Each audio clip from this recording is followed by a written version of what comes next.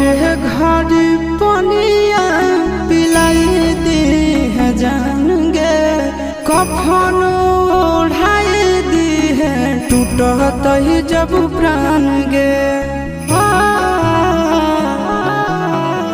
मोरे घर पनिया पिलाई दी है जान गे, कफन ओढ़ाई दी है टूटत ही जब प्राण गे।